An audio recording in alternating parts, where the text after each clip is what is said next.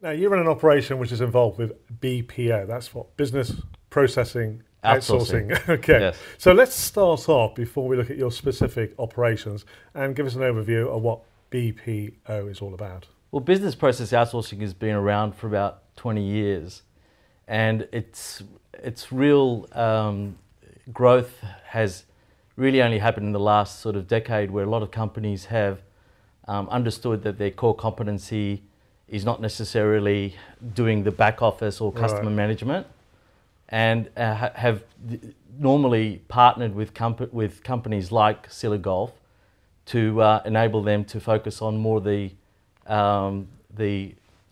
core competency, which is selling air tickets or telecommunications, as an example. So what sort of processes would be outsourced?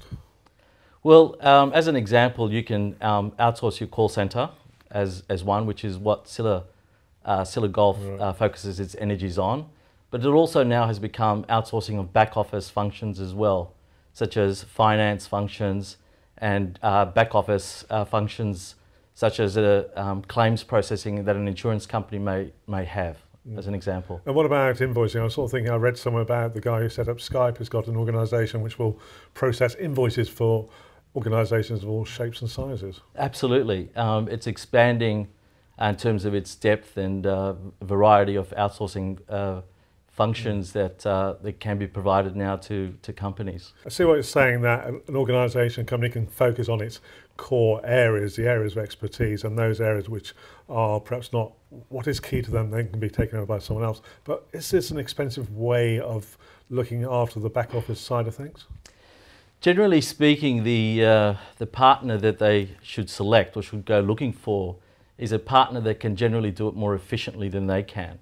So there are cost savings associated with working with a partner that because they can actually do it more efficiently and it is part of their core business, they actually have processes and best practices that really enable them to do it more cost effectively than a company can, who perhaps doesn't know what best practices should be deployed. Yeah.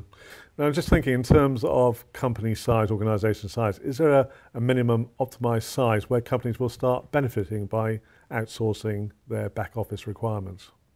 Yeah, generally we work with all different companies of different sizes, but generally those with have a need for about a minimum of 10 seats to be outsourced is probably the starting point by which it becomes economical to do it through a partner. Okay, so that's very much an overview of BPO.